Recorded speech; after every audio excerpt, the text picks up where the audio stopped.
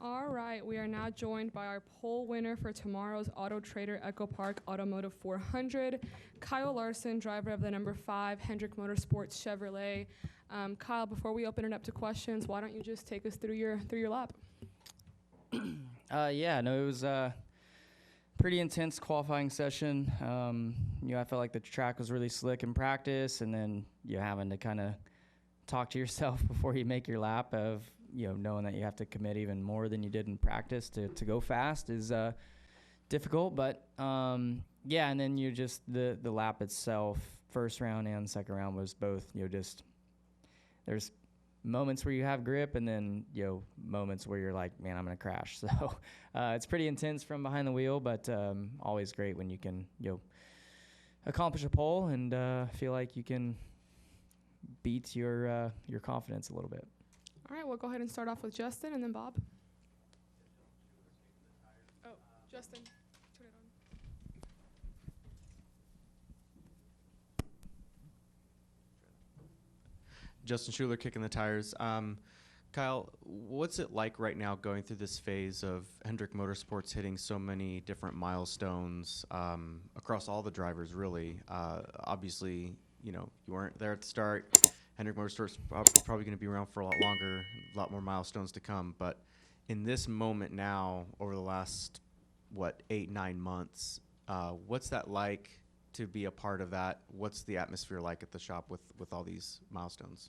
Yeah, no, it's pretty neat, and whenever you can be kind of the guy, I guess, to know that your name is going to be next to that milestone number, it's pretty special. And when I was able to be a part of that win, 269, it just, you feel the excitement and the happiness from Rick and everybody who's been a part of the organization for a long time. And then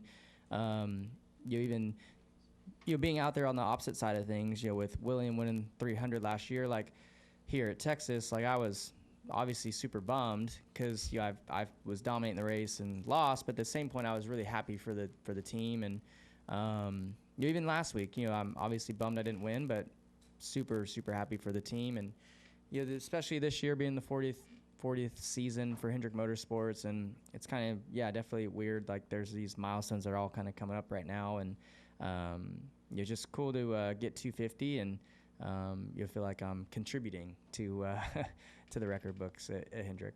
And not just for Hendricks, but also for the Drive for Diversity program.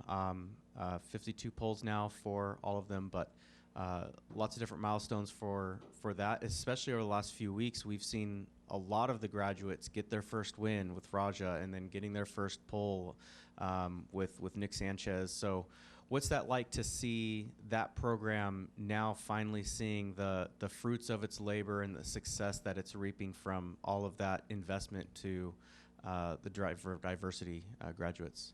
Yeah, I think I kind of touched on it maybe last week. I think it got brought up, and same thing, it's really cool to see it all paying off. And I think now you're seeing it pay off because these diversity drivers are in really good equipment. So you need good equipment in this sport, but it takes a large investment, and they've been able to do that here lately. It seems the last few years has helped get their drivers in some good stuff. So it's awesome, and I definitely always cheer those drivers on, and when they can get a pole or get a win, it's definitely good for the program. Let's go to Bob. Chris, Fox Sports.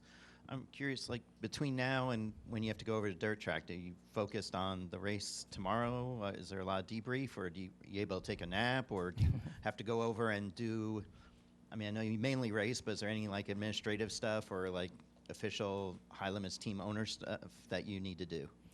No, we'll have our debrief here in a couple minutes to talk about today, and I think I have maybe an autograph session here in a little bit, and just normal stuff. So no, I everything's pretty well handled on the high limit side. I really just, when it's race day, I'm just a driver. So no, I don't really go.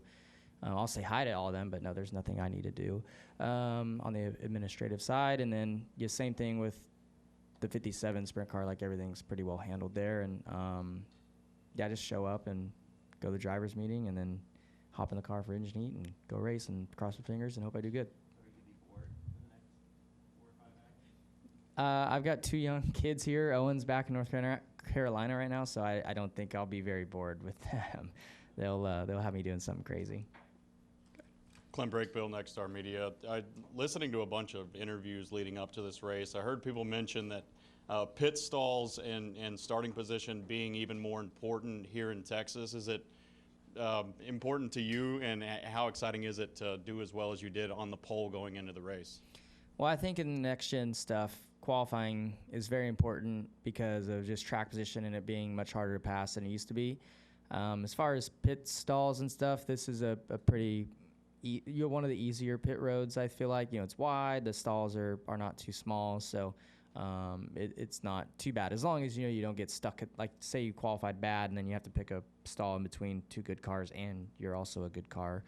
Like Kyle Busch probably have a rough day on pit road tomorrow, but no, I mean, it's just, you try and put an emphasis on qualifying for sure these days.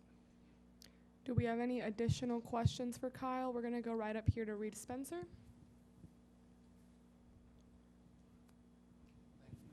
Reed Spencer with the NASCAR Wire. Going back and forth between a cup car and a sprint car is routine for you, but how about going back and forth between the Indy car and the cup car? Is that more difficult basically because of the different characteristics of the car? Well, I mean, I don't really think it is that different anymore. So, no, and I'm not sure. I just think with my experience of just driving different cars, maybe I'm just guessing, but maybe I just adapt quicker than others might, bouncing back and forth. But this week, the track was so gripped up at Indy that you're just kind of driving around the track. It wasn't ever sketchy feeling, or at least hopefully it never gets that way. But no, I don't know. It's fine. I think the biggest thing for me going from a cup car to an Indy car is just remembering what all the buttons and stuff on the steering wheel do. That's really the biggest thing so far. Like, I always, every time I get in, I'm like, okay, what does this weight jacker left versus right do? Moving the bar forward versus rearward, like, what does that do? Like, I just have to get reminded of that, it seems, every time I get back in it. Any final questions for Kyle? All right, congrats on the pole and good luck tomorrow. Thank you.